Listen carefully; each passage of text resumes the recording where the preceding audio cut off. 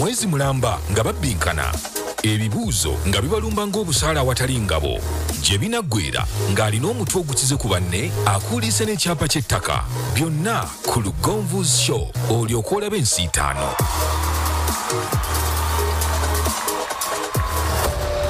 Saawa ya bunkenke eno nsiitaano katuubagiro kennyini ng'azina n'ow'enkufu okwekkaanya kukwo n'okunyumirwa kukwo obubalagaze n'obugigi bw'abano abasaalimbidde mu mbuga ya Sseddugge.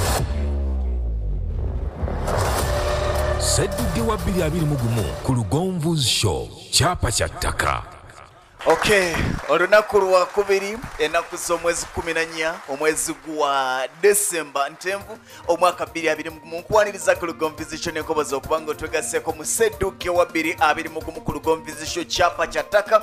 Wiiki ewedde twagitambuza eggulo mwalabye ebyabaddewo omulangira wa Lugembe ne Kasirye nga beekeesa omu 13 omulala 9 twagala okubanga tumanya olunaku olwaliro kigenda kubanga kitambula kitane nga mena tubaaniriza abalinza akadde kano ku dakiika zino ziringa 3 ezagala okwegaana essaawa 4 ez'ekiro ky'olunaku olwaliro gyosinzira okubeera ng'otulaba mwebale nnyo mwebalire ddala abali ku Facebook n'abali ku YouTube ya Lugonvu's Show gamba nti kanuna subscribinga nga otulaba wandibadde onyiga ekigambo subscribe bw'omala okunyiga subscribe obeere ng'onyiga akadde okubanga ofuna notifications singa abanga waliwo programu yonna gye weetaaga okubanga olaba ate neezewasubuye mabega ng'otulabye lwaliro ddayo kozirabe obeere ng'omanya Sseddugge gyavudde ne programu endala zonna. Nze Ssentongo Frederick Lugonvu nga bulijjo sirinzeka Mbabaali Maliseri boogere nkwanirizaako nnyo gwe omulabi waffe wano ku Sseddugge 2021 Lugonvu's Show bwetto bwe tusobodde okuba nga tuyingira n'olunaku olwaleero nga tuwunzika omutendera guno jjukira nti nno bavunkanye kakati wiiki nnamba emabega ne zino ennaku 2 eziyiseemu kitegeeza nti bwe tunaamalira olwaleero tujja kuba tutegedde omusanvu oguyiseewo olwo tunoonyeeyo basatu abazze bakwata ekyokubiri bajjuze ennamba y'abantu 10 olwo ate twolekere ku mutendera ogwokubiri tubapeyalinge bakwate akalulu bayerippagane olwo ate ebibuuzo bibalippulule ku mutendera ogunaabanga guddako. Tukwaniriza nnyo webale kubanga otaddeko data webale kubanga osazeewo okulaba nti otulaba yonna gy'osinzira okubanga olaba show eno webale nnyo webalire ddala twebaza nnyo bannaffe aba Lugonvu Property Consultants abalina poloti eziri affordable ate nga nteeketeeke bulungi nnyo wandibadde tosuula wandibadde ogenda nosobola okubanga weefunira poloti awatali kulabika nti nno okaluubirirwa bw'onoogwa mu mikono gy'abacupuzi ojja kugwa mu bintu eby'empewo. Abatuufu baabano tubakutegeezezza jjukira nti Lungala Estate ekyaliwo obulungi nnyo nga ne poloti mweziri 5 ku 10 miliyoni 10 ojja kubanga ofuna poloti enteeketeeke amasannyalaze weegali amazzi weegali ate nga n'amakubo weegali bulungi nnyo. Bw'osasula bitundu 7 ku buli 10 ojja kubanga oweebwa polotiyo osobole okubanga otandika okuzimba. Olwo ate estate Katende ku Masaka Road Steve era nayo ploti mweziri 5 ku buli 10 miliyoni 18 genda okwatagane nabo bali ako Hamtawaze Makerere ojja kubanga olinya ku mwaliro gwa kusatu bw'otuukawo bajja kubanga bakwaniriza era buli kimu kijja kubanga kitambula bulungi nnyo.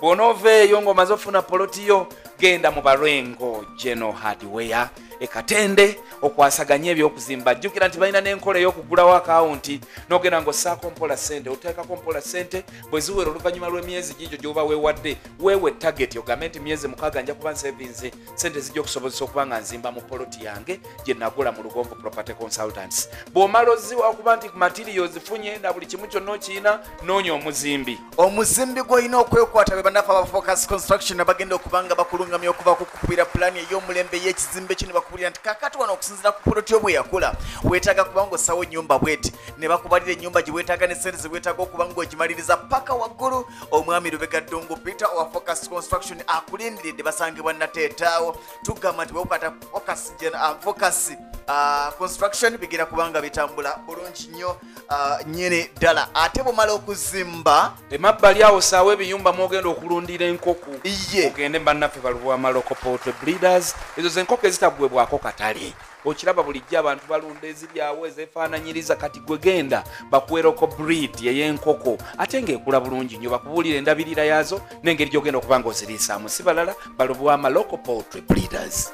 bw'omaliriza ng'olunze enkoko zivuddemu omukyala wali wamuwasadda ate nga n'okuzimba wazimbadde ne poloti okiyina lwaki temugenda ne muwummulako ku bannaffe abamalakai ekologi abasangibwa ekitende ku luguudo olw'Entebbe balina akafo akateeketeeka obulungi oyagala kusulayo oyagala kusibayo bouncing castles balina swimming pool ennyonjo ate nga bateekerateekerayo n'emikolo egy'enjawulo oyina ka birthday oyagala kusurprisinga mwagalwawo ova ku kisaawe Entebbe naye ng'okooye genda ku malakai ekologi balina ebisulo eby'omulembe ebigenda okuba ng'obulya bikuwummuza ebirowoozo bw'obanga ovuddeyo okomyewo waka oyagala kudda ne sabbuli n'omunnyo n'ebikozesebwa waka w'obijja kikulu nnyo ogenda genda wa bagiyita Obis Supermarket. Obis Supermarket bali wali eri ekawanda okuliraana substation ye ekawanda ojja kubanga otuukawo parking weri bulungi nnyo ne staff weri okulabika nti bakuweereza balina customer care kubanga supermarket ezimu otambula teweefaako gwe weesitulira onoonya nekyonoonya tokiraba bano balina buli nteekateeka okulabika nti oweerezebwa bulungi nnyo oveewo ng'omatidde ti Obis Supermarket bampeereza bulungi ebyo byonna bwe biggwa obulungi kitegeeza nti omukolo gubindabinda kaakati oyagala kuba mukyala wompeta oyagala kumwanjula oyagala buli kimu kitambule bulungi nnyo weekwate banaffe aba vibe ceremonial events bakuteekereteekera omukolo ne bw'oba mitala w'amayanja naye ng'omukolo olina okudda ogukolere kuno okwaboobwe kitegeeza bakontaktinge osobola okuba ng'oyogerezeganya nabo bakutegekera omukolo oba olina service provider gw'oyagala oba omukolo bagumaneginge gwonna buli kimu gw'osange nga kiwedde ne bw'ogamba nti nze mungulire ebintu bye nnaatwala ku bukombisangewo nga mukola budget nga mukwatagana bulungi nnyo vibe ceremonial events bali ku hamutawaze Makerere gendayo tojja kubanga wejjusa mu mbeera eyo bwe tumaliriza bannaffe abatuvujjirire ne tuteekamu ako munnabuddu tudigida nga tudigida kubanga buli kimu kiba kitandise kati kibeera kitandise nga twagala okuwulira omubala ogutegeeza baani abali mu nnyumba ya Sseddugge oba mu mbuga ya Sseddugge olunaku olwaliro era nga bwe twagala olwaliro twagala okwebuuza nti Bwanuka John oba Kasolo Latifu kuliko agenda okumenya likoda ey'abandobera shemu okubeera asinziza obubonero mu basoose ye ekibuuzo ekiriwo waliwo agenda okumenya likoda ey'Akasirye Steven agenda okusinga okufuna obubonero obungi ng'ali mu kyakubiri tugende kale bano be bali mu mbuga ya Sseddugge wa 2021 olwaleero ziryoke zidde okunywa olwaleero tuyina Bwanika John najja muvubuka muto ndaba mbula kalevu yennyini ate nga ne Kasolo Latifu tamuli wala era naye najja Kasolo yaliwa otyo kati Bwanika naye byona ninanye wano baanirize bwe kibanga gwe Bwanika John ate ng'oli ye Kasolo Latifu tubaniriza mu mbuga ya Sseddugge 2021 amatala gayinza okubeera nga mangi nayo jaggagumira tugenderaawo akazindalo jakasitulamu katini nnyo mbabali maliseri ayinza okuyambako oba oliawo tusobole okuba nga tufuna eddoboozi lyo bwe kabeera nga kali wala osobola okukasembeza ku mmeeza katambula nkola ya mu Japaani sooka obuse munnayuganda akulaba n'akuwuliriza kantandikirewo Kasolo Latifu mbalamusizaako abali mu Uganda mwenna abatuwuliriza n'amawanga amalala nze Kasolo Latifu nviiridde wali eri ekazo olina emyaka ng'emeka 17 osoma kyakumeka senior 2 osomerawo Jinja kale tukwaniriza Bwanika John manya nze Bwanika John nsanyuse nnyo okubeera wano ku Sseddugge okuvuganya nsobola okufuna ekyapa ky'ettaka era nsuubiza abo bonna abali mu kundaba kati nti ojja kuba mu malirivu okubbinkana okusobola okutuuka ku buwanguzi. Oyina emyaka ng'emeka Bwanika? N'emyaka 24. Osoma ddiini ki? Ndi mu Anglican Protestant. Nga weewombeeka nnyo nga aba Seventh Day oba omukatuliki ng'agenda okwejjusa enneewombeka gyeyombise naye nga tubaaniriza mwebale kubanga muzze mu Sseddugge wa 2021 gano ge mateeka agalamula wano. Gano ge mateeka agalamula embuga ya Sseddugge 2021 tugenda kubanga tukubuuza ebibuuzo bisatu nze nkubuuza bisatu ne Mbabali Maliseri n'akubuuza bisatu by'ebibuuzo 6 ebibuuzo 6 buli kyoddamu mu butuufu bwakyo ofuna obubonero busatu obwa Sseddugge 2021 bw'ogattamu ku 6 ebibonero 24 ne tukoma omulundi ogwokubiri ne nkubuuza ekibuuzo kimu kya obubonero busatu ne Mbabali Maliseri n'akubuuza kimu kya obubonero busatu bwe bubonero 6 bw'ogatta ku 24 n'oweza obubonero 30 bonna bw'obuddamu olumu kitegeeza nti munnange obeera oweza obubonero 30 ate era ng'oli wa ddembe omuntu singa abanga assa ekibuuzo n'owulira nga atamwatamwa nga takizzeemu bulungi nga gw'olina ansa entuufu osobola okugamba nti nze gundi mulonda buli kyolonda ofuna akabonero kamu akakuweebwa ate singa olonda wabula kyolonze ne kiba nga kifu ogibwako akabonero kamu koobo bw'olina bw'obanga tunafuna akabonero konna otandikira mu bbanja bwekuba nga guli bwe gutyo twagala okuba nga tuyita Carlton Scovia Nakamya abeere nga gy'okubakwasa ate akalwa okumanya ani agenda okuba nga asooka okubuuzibwa ani agenda okuddamu okuba nga abuuzibwa. Sawa ya bunkenke eno nsi ttaano katuubagiro kennyini ng'azina n'ow'enkufu okwekkaanya kukwo n'okunyumirwa kukwo obubalagaze n'obugigi bw'abano abasaalimbidde mu mbuga ya Sseddugge. Sseddugge wa 2021 ku Lugonvu's Show kyapa kya ttaka. Tubaniriza abasaalimbidde mu mbuga era tubaagaliza buwanguzi. Engeri gye mugenda okuttamu ebibuuzo yegenda okusalawo. Obupapula nina bubiri ojja kulondako kamu. Akamu ke kasalawo ennamba yo. Namba 2 oba namba 1.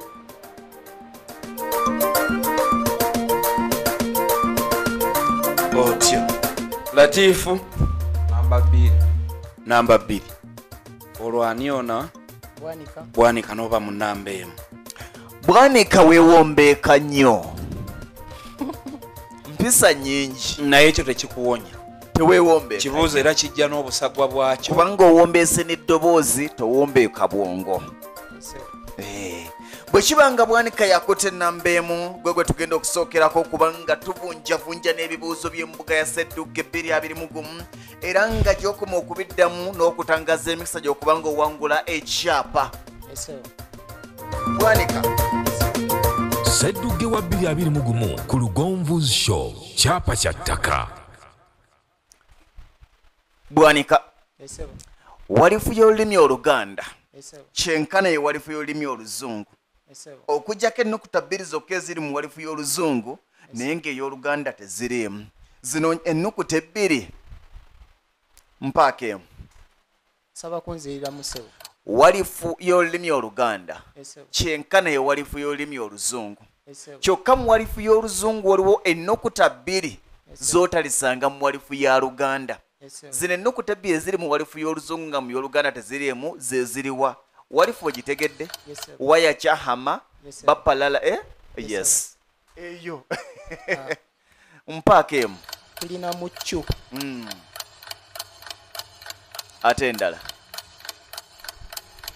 musabyemu naye endala waba agirina nayo njagala mbadde sijja kukusala mbadde nabukuwadde dda muwa busatu obwa Sseddugge 2021 okigudde bubuufu yogayoga ne X nayo kweri mu Luganda teriyo. Kasolo walifu y'olulimi Oluganda kyenkana yeefaanaanyiririza ddala ne walifu y'olulimi Oluzungu kyokka mu walifu y'Oluganda waliyo ennukuta nga tojja gisanga mu walifu ya Luzungu eyo gy'oba ompa eri mu y'Oluganda walifu nga mu y'Oluzungu teriimu era nga bw'ogibuuza ne mu Luzungu teriiyo nga bw'otasobola kusanga X mu Luganda oba Q mu Luganda. Walifu y'Oluganda kyenkana yeefaanaanyiriza walifu y'Oluzungu kyokka mu walifu y'Oluganda waliyo ennukuta emu gy'otajja kusanga mu walifu ya Luzungu ng'eri mu y'Oluganda mu y'Oluzungu teriiyo. Wali ennukuta ki eyo?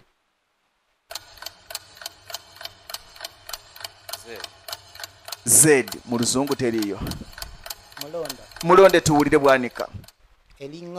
Eringa.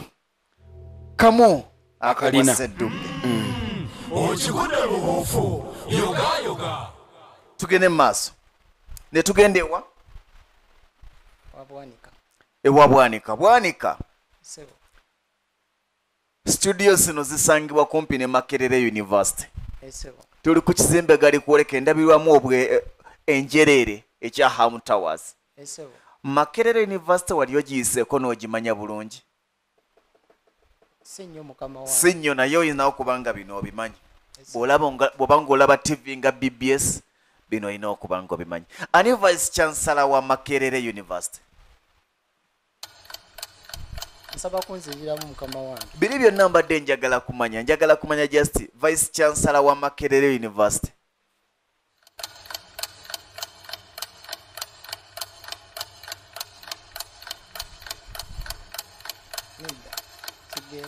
kigenze naye nga kibaddewo kiyite ate Kasolo n'atalonda Professor Nawangwe akiyise ne kidda nja kusaba abali eyo abagamba nti nkamuwe baliwa bonna bagamba nkuwe muwe okay kubanga kibadde kigenze bugenzi nakiyite ye Professor Barnabas Nawangwe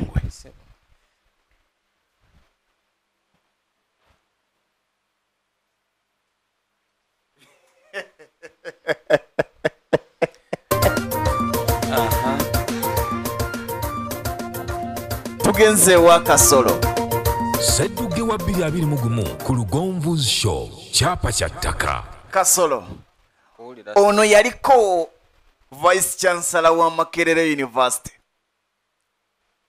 nayingira ebyobufuzi n'avuganya ne ku ntebe enkulu ey'eggwanga mpa erinnya lye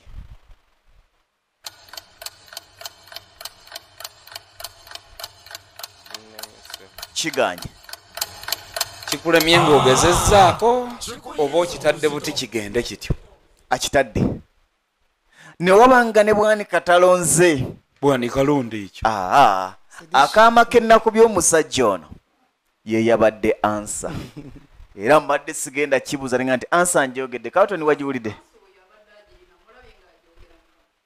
Venasius bali amuleeba nabadde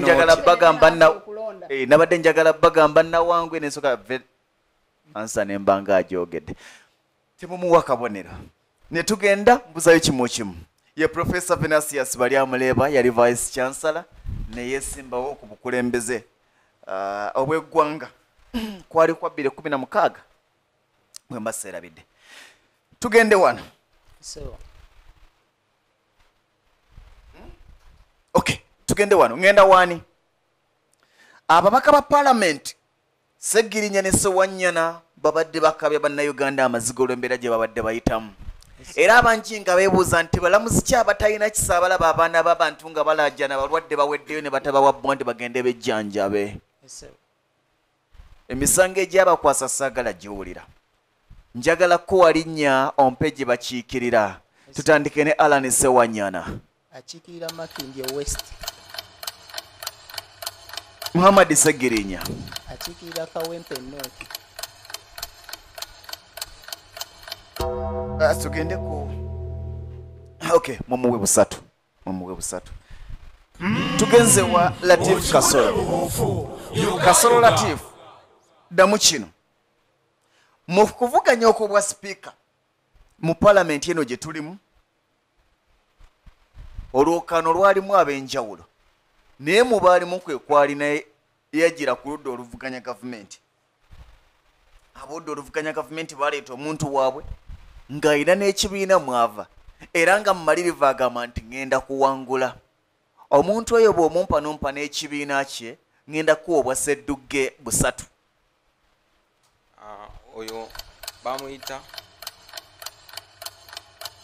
Kyagulanyi Sentamu Robert ali mu kibiina kya National Unity Platform temumuwa kabonero konna mulonda ani amulonda Bwanika kalonda tuwulire semberero muzindaalo ye Honorable Ssemujjunganda nga wa FDC nzizeeyo eggulo ndowooza mulina kye mulaba mulina ekintu kye mulaba mu Bwanika tuzzeeyo eggulo Bwanika weebale nnyo ne Latif weebale nnyo nze mbawunzikidde wano soogedde mumuwe kamu Sseddugge wa 2021 ku Lugonvu's Show kyapa kya ttaka otyo nzize gye muli ne bwe mutanyaniriza nze ntuuse ebibuuzo ŋŋenda bibabuuza awangulako byawangula awangule gwe bimegga ate tumusiibule ndi wani oli wange oli wa Bwanika oli bulungi oba bakuwe ku mazzi nedda anti bwe ŋŋamba tuli wani ng'ate gwe walonze ennamba emu naye nga tokyajjukira nange kimpa okutya. Baminisita ba Uganda bazze balondebwa mu kabinenti emirundi egiddiriŋŋana. Era bwe balondebwa bava mu ndala ne bagenda mu ndala. Minisita Kabuye Kyofa Togabye olwaleero ye minisita omubeezi owa Kampala bwe guli musajja ddamu si bwe guli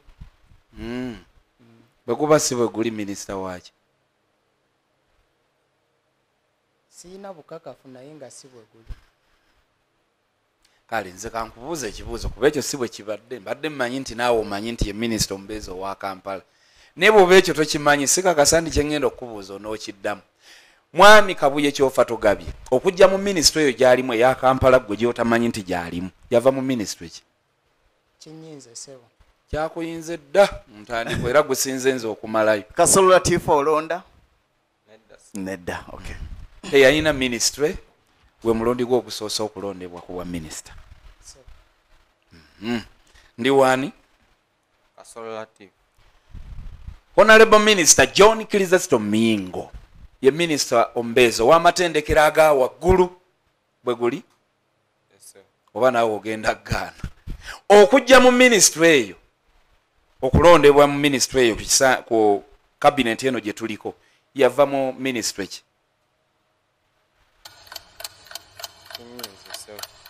Kuyinze nze mulonde yalimu eyo minisitule yennyini bakuwa akabonero. Sokolindeko mulongo babiri oba Mbabazi?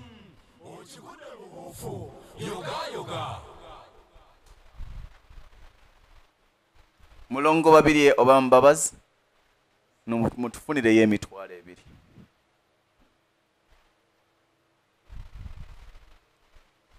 Tugira tugenda mu maaso oba tulindeko?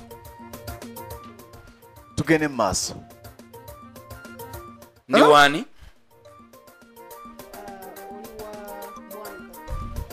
Bwanika. Mukyala Betty Kamya. Oyinza omumalayo nti Betty Olive Namisango Kamya tuli omwe. Kati ye kaliisoliiso wa gavumenti kituufu ekyo? Kazi ani gwe yaddira mu bigere ng'ayingira mu ofiisi eyo? Yali Adolf Mwesige. Ye yali kaliisoliiso? Kikuyinze. Oyo yali omulamuzi Aileen Mulyagonja. Kale webale mumalayo. Ndi wani? Simanyi lwaki bazikuwadde. Oyina ky'omugamba? Kale. Ndi wani sebo? Kasolo Latifu. Kasolo Latifu. Tukyali awo. Omukyala Vice President owa Uganda olwaleero ye mukyala Jessica Alupo obadde omumanyi? Ekyo kankireke oba obadde tomumanyi ate mbayagala nnume bulumi. Kankubuuza ekirala. Eggwanga lya Kenya pulezidenti waalyo ye Uhuru Muigai Kenyatta obadde okimanyi ekyo? Yaddira ani mu bigere?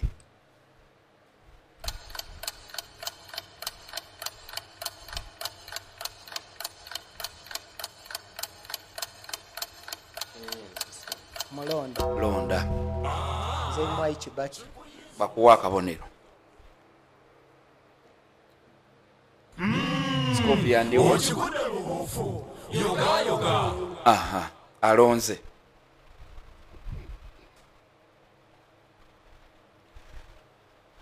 Naawe nenzijira mbuufu bwe bumu. President Boris oyo ekyoka ngenze mu buzito bunene. Omulide seba buuza sebo. President Cyril Ramaphosa ye president wa South Africa nga tannajja wani yaliwo? President Jacob Zuma. Obubonero busatu. Nembawummula oba nkyabayinayo kimu.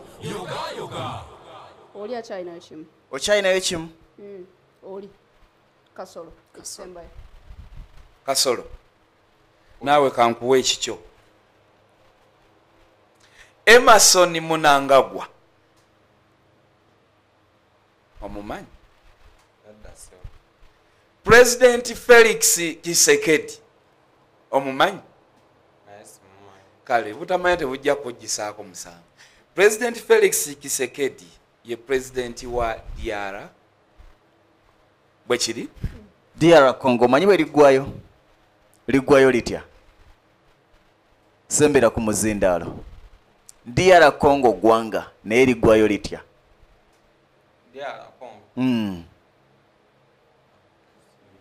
Bafunyewo kabonero. Liggwayo nti Democratic Republic of Congo. Kati bwabanga ekyo takimaze ya kino oyagala mmutuke mutuze. Sseddugge wa 2021 ku Lugonvu Show kyapa kya ttaka nemba wumula.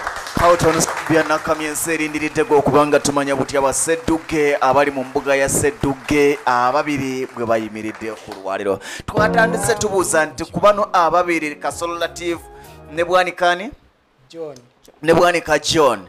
Kuliko agenda okumenya rekodi ezibadde zirina okumenyebwa olwaliro zibadde bbiri okufuna asinga obubonero obungi mu kifo ekisooka gwe tulina ku lwaliro ye ani Shem wa 14 nga twebuuza n'afuna mu kyokubiri okuva ku bubonero 9 gwe tubadde tulina Kasirye Steven twagala kuwulira biva gy'oli katukutwale mu kibalo. Ani akize ku ani? Ani akyaleebya? Ani akyakuubedde? Ani akameme gwe kakubye? Katukuwa omugatte owulire Sseddugge 2021. Atugoberera ku Lugonvu Show tukyali mu Sseddugge 2021.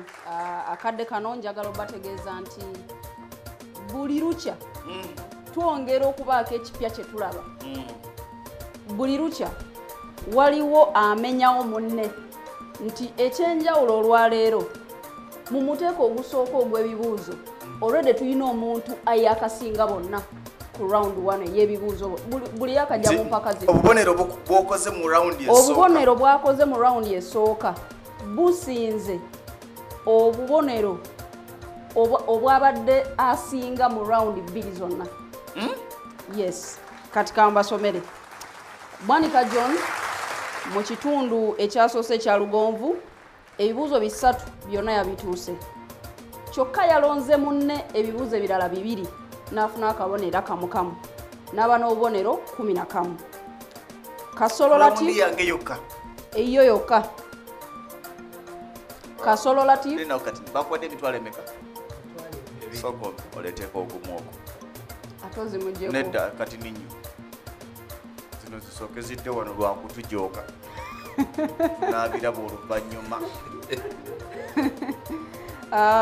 Kasolo Latif yayingiza ebibuuzo 3 ebibyo teyafunyewo kabonero ate n'ebibuuzo 3 ebyambabaali teyafunyewo kabonero. Bwe tujja ku bibuuzo byambabaali ebibadde bigende wa Bwanika John ebibuuzo 3 yatuuseko kimu ate munne n'amulonda ebibuuzo 2 byonna n'afuna obubonero kamukamu nga bituuse. Bubonero 5 okuva ewambabaali ne 11 okuva ewa Lugonvu bwe bubonero 16 mu kitundu ekisoose kyokka. Ate ye munne ng'alina bumeka? Munne talinawo kabonero konna. Katuddeyo awasi. Oyinza okuba nga Carlton kyayogedde tokitegedde. Tubadde tunoonya akyasinza obubonero mu rawundi esooka eya empaka za Sseddugge 2021. Bwanika ani? Bwanika John. Wakoma mu kyakumeka? No, senior wakoma ku senior yakumeka? Nasomera ddala paka senior 6. N'ogenda ku tasha?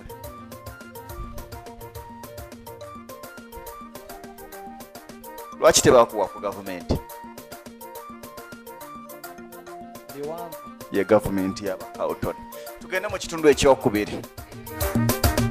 Kati weerwaneku jayo naago mu buto oleme kusemba si kubanga obwana bukuyisaamu emimwa nti wuuyo asibye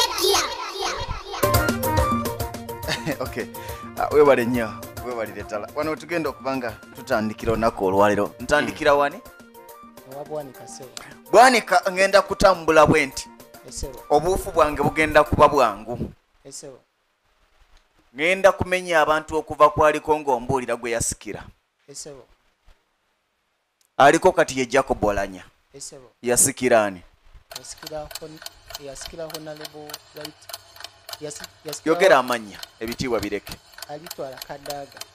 alitwala kadaaga yasikira ani yasikira Edward Kiwanuka Sekandi bakuwe busatu okikude bubuufu yoga tugende wa Latif Kasolo ngenda kuwa aliko ombuulire gwe yasikira Jessica Lupo yasikira ani Kikuyinze mulonda abwanika omulonda tuwulire yasikira Edward Kiwanuka Sekandi Edward Kiwanuka Sekandi nasikira ani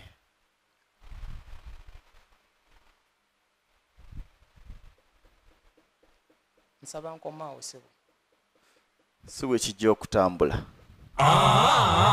kikuyinza obuzito gwe nga nakuwadde basatu kikinga omwenyereketa balindidde wano bamuggyeko kamu yasikira Professor Gilbert baali baseka Bukenya nemba ngamba wonzise mbakwasiza mbabaali maliseeri nange nembaaniriza mbeesunga obbawunzika tekikyasooka okusika kwe mbadde njugirako si kwakufa kudda mu bigere kijja kuba kizibu nnyo bano okuddamu okuyimirira wano nga bali babiri bwe kiba kyakubaawo kozzi nga banyumyamu bunyumya naye okusinziira ku bubonero nga bwe mbulaba kizibu okuddamu balaba nga muli wamu n'olw'ensonga eyo nze kambasiibule buli omu obubonero bwe bunaamweyimirira kiraabu ya uganda eno erina obuwanguzi bwe yatuukako mu kikopo ekyobuvanjuba e Tanzania wakati wa kiraabu ezitali zimu okuva mu mawanga aga East Africa kiraabu kyeno kilabu yali yabakyala sebo nga bagiyita kiraabu y'abakyala ekirabu y'abakyala lwetugabula ne bweba y'abakyala era eba eyina erinnya eyo tiimu si kirabu tiimu ekitegeeza eyo yaggwanga naye ŋŋambye kiraabu ya Uganda kiraabu tesobola kuba nga ate ye tiimu y'eggwanga oba yaba abigere oba yaba baka oba ki eba tiimu ya ggwanga naye ŋŋambye kiraabu ey'omu Uganda kitegeeza ndi mu kiraabu so si tiimu kiraalidde express Kasolo n'ebyemizannyo era binaagaana ebyo abimanyi naawe kooki wa Uganda Cranes aliko kati yani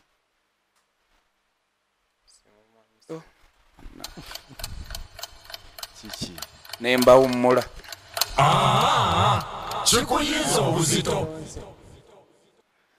bw'ati bw'abanga bawummudde tuwunzise ate omutendera ogwokubiri kubanga ekinsisizaayo ekiwangamba wa Kasolo aleme genda na zero nga Scovia bwe yagambye naye ne Micho tomuwulirangako sero lije viki ne bw'ataleeta eryo nagamba buga Micho tofaya emyaka gye tuba tusuubira okubanga ebyemizannyo twagala okubanga tuyita Carlton Scovia Nakamya agenda kubanga agattagattamu ate olunaku olw'enkya program gye tujja okuba naye tugenda kubanga tulangirira omusanvu abayiseewo kuba wiiki ewedde twatandika ku Monday ennaku z'omwezi 6 tujja kubanga tulangirira omusanvu abayiseewo ate bwe tunaamaliriza omusanvu abayiseewo tujja kubanga twongera okukkaanya Carlton omulimu ajja kuba na munene otutemeratemera mu basatu abanaabasinze mu abo abazze bakwata ekyokubiri kati olwaliro kiyimiridde kiti katukutwale mu kibalo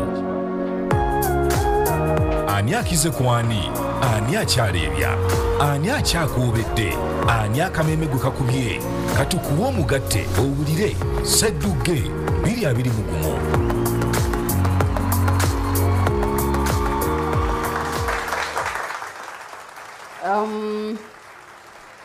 Ssemateeka tumukyuse. Ssemateeka okumukyusa tutya kubanga Tumutegemuuko. Kyengamba ati nga bwe tubadde tukola emabega wali. Nagadde okumanya Kasolo Latif essomero mwasomera. Tulireke. Tulireke? Nze ngambye. Okay.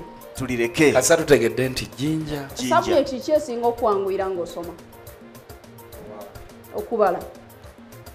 Mpaayo ekibuuzo ky'okubala kimu. Kinnuma nnyo omuntu okuva wano nga talinaayo kabonero. Ebibuuzo bigenda kuba bibiri. Ekimu kyakumuwa kabonero nga kyakubala. Ekirala singa kigaana ogenda kuba ne gundi. Tugenda kuba nga tukubuuza ebibuuzo bibiri. Ekimu kyakulaba ng'ovaamu n'akabonero mu mbuga ya Sseddugge. Ekibuuzo ekyokubiri wadde obeera ovuddemu n'akabonero. Kyokka ate kyo bw'okigwa tetukusuubira kukigwa. Bw'okigwa obeera disqualified okumala emyaka 10. Ekitegeeza nti oba ojja kuddamu okulabikako mu mbuga ya Sseddugge omwaka 2031. Tusooke n'ekyokubala ofune akabonero. Tugende mu maaso.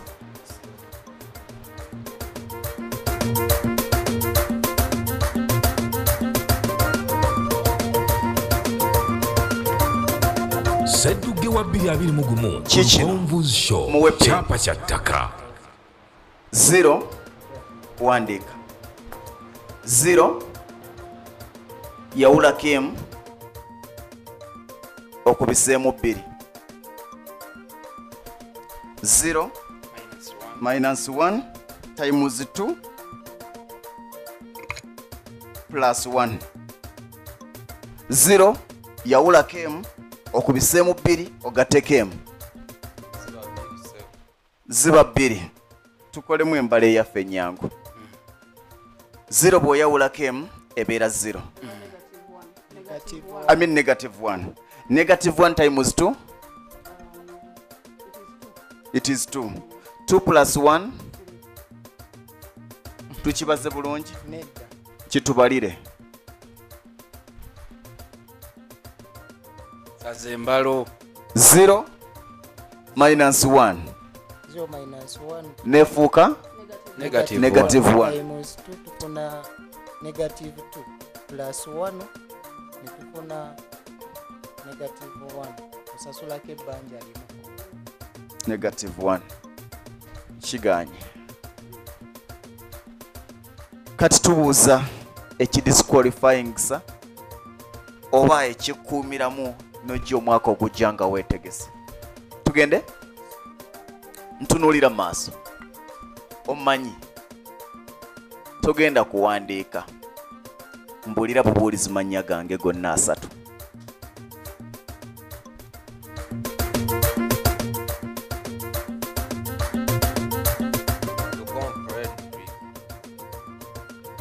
Lugonvo Frederick. Okwadde omukisa ogwokubiri okuddamu okwogera amannya ge 3.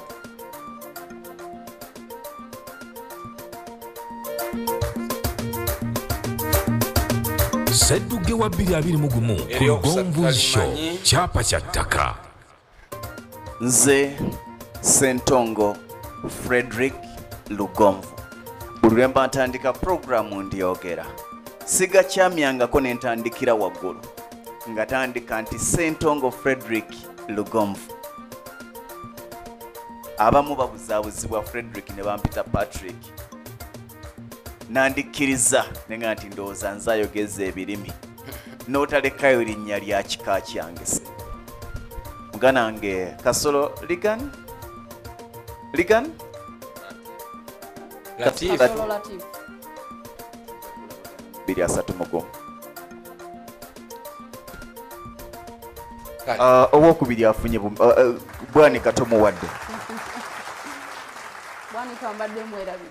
Bwanika tomuwadde. Mukulu Bwanika ekitundu ekyokubiri yasseeyo ekibuuzo ekikye kimu. Ekyokubiri ne kimulema. Laba ate bw'alonda ekibuuzo kya munne nga takyekakasa bulungi. Akabonero kamu ne kamutoolebwako. Bw'atyo n'abeera ng'ekitundu ekyokubiri yakifunyemu obubonero 2.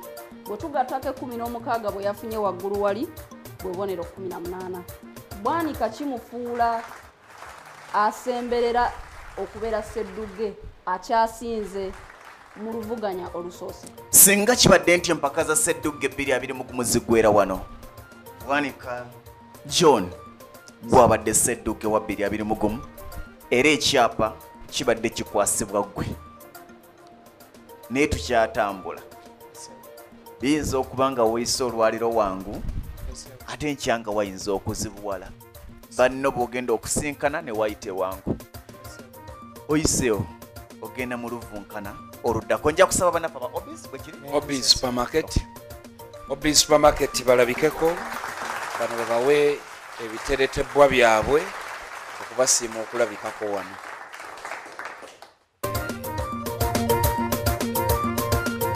Asoka oli musoka mwene napa mwise ki mwise kayemba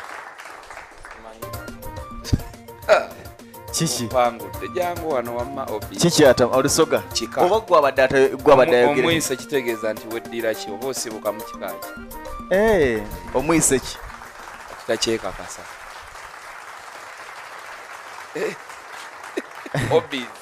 Obis supermarket gwe twakwekwata.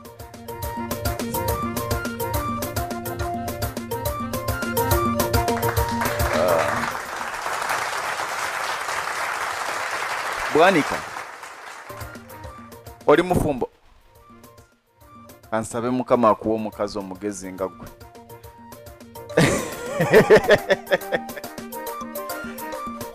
Tugende wa Latif Kaso.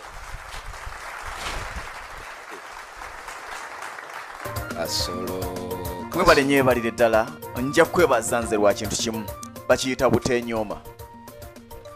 Bino biyinza okuba nga bizibu, nze nzikiriza nti ffenna tulina ewali obujega.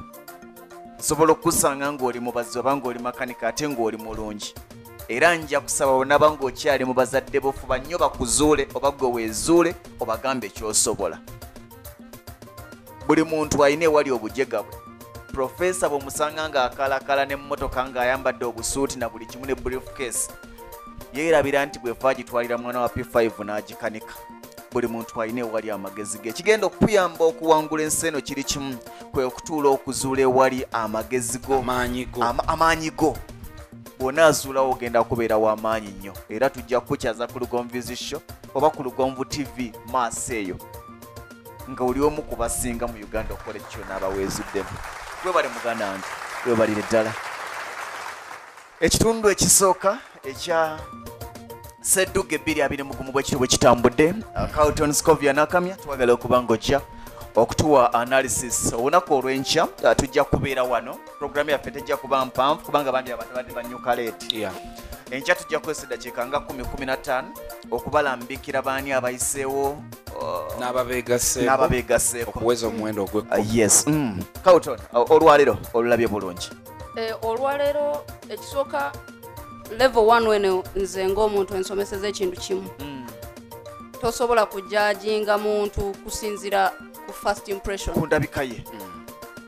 Mwami Bwanika bwe yazze n'omugamba teweewombeeka nnyo teweenyiga nga yekkuniza n'obwongo ojja buwombeeka nga yekkuniza bw'ati era badde saati munayina ennyiga gyaginyiga bw'ati naye ng'amagezi agali mu mutwe geesera. Mugezi, musajja mugezi nnyo, era tekyewuunyisa kuba nti yakyalebya olwokaana olusoose. era nze kyembuuza kibadde kimu, omugezi bw'ati agenda atya, so tasyala essimbi bw'aba nga ye yagyesalirawo ebyenfuna, naye bwe kiba nga bamala kumumma kifo mu gavumenti.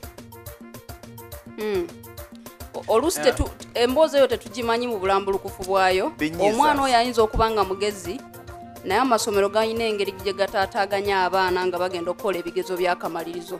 Tekikwewunyisa ng'omwana oyo ne siniya ey'okuna yafuna grade yakusatu oba yakuna nga teyafuna na first grade nga bamutaataaganya naye ng'ate mugezi. Ekimu ku bintu bye twali twetegereza mu kalikulamu yaffe ebyali birina okukyukamu nti omwana asoma emyaka 4 omwezi gumu ne guditamininga emyaka eno egyo kyasomyemu. Kitegeeza nti omwezi ogumu ogwo mwe bakolera UCE bw'osangibwa ng'oli mulwadde, asangibwa mulwadde nga yakafiibwa ow'oluganda omuntu we oba nga alina tocca emutuuseeko agenda kukola bubi naye ffe tumujajingire ku mwezi ogwo emyaka ena gy'asomye kyekimu ne S6 tegeeza nti ebbanga ero libamala nga bakolayo SE yerigenda okusalawo emyaka 6 oyita senior 6 oba ogigwa kyokka singa tugamba nti buli taamu bakeberenga bwe yajjanga ayita kale buli mwaka buli taamu bagate grade ezo kubanga omwaka gwonna gwenza okufiirira n'obeera tokyali mu bwongo kikyali kizibu nga challenges woziri buli wamu nze mpozi n'ekirala kyenjagala olw'amasomero agalina omuze ogukopera abayizi nze n'ekirala kyenjagala sikyogeza ttima oba lwakuba nti nazaalibwa mu famire ey'abamufuna mpola oba lwakuba nti nava mu kyalo era bangi bagenda kunkritisazinga nga bagamba kikyamu naye nzikiriza nti omuntu asomeseza omwana ku King's College Buddo asomeseza omwana ku Gayaza asomeseza omwana ku Namagunga alina obusobozi obuweerera omwana yo ku university lwaki emikisa egyo tebagirekera abaana bano benyini bebafuna scholarship benyini bebagenda ku government ate nga mulina abazadde obusobozi anyway system gavumenti y'abannakamya wali obuzibu awo mu system ojja kwesanga nga birimu ani akumanyi ate nga abamanyiddwa be babasomera mwaga amasomero ensonga eyo tugume Carlton sibula bannayuganda ababadde bakola okuva gye twatandikira ku mande wedde okuva ku mande nga 6 twebaza mwenna abagoberedde ne tujja nga 7 ne tujja baabo muba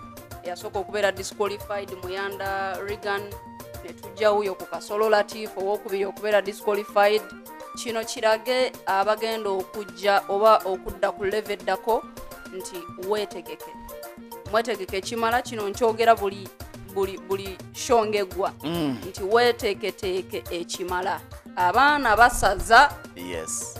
basaza so katulindire kijja ate ku lunaku oluddako webale nnyo Mabali Malise nze siri musanyufu olw'abo abaana abatasikowalingayo yadde abatasikowalinzeyo nga nowaleero mutaddeko ne batuuka okuba nti n'obubuuzo obwangu bugaana kyokka bonna nga bava mu region yemu oba ekyo obadde okimaaka wakyegendereza bonna bava mu east omuwe Kamuli omuwe Jinja ekyo nno kirina kyeki obubaka bwe kisindika eri abatukulembera naddala abatupulaningira ntera nnyo okukyogera abantu ne bagaa nti ndi munnabyabufuzi kyoba oli awo abatupulaningira bo bakulu kati batupulaningira ebintu osinziira bo nga bwe babiraba so singa badde batupulaningira badde bavubuka bandi badde ebintu babirabanga bwe tubiraba maaso ekyo si kyekitundu ekibadde ne speaker wa parliament okumala emyaka 10 kibadde ne speaker wa parliament okumala emyaka 10 nga deputy speaker 10 nga speaker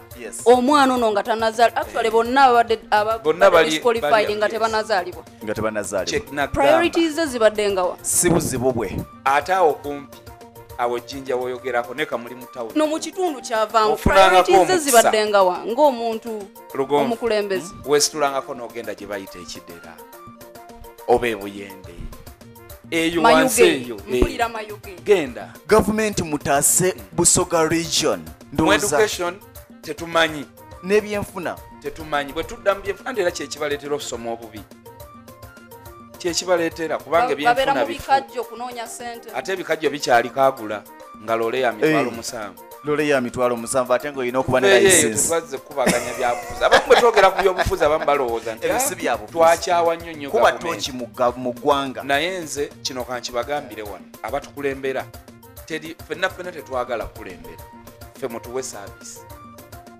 abaana amasomero gabe malungi ebyobulamu bibe birungi ffe mututwale paka gye mulikooye naye ate otufuze ate bwendwala sebo kola bwoti mbadde nkusaba statement eno ogikyuseemu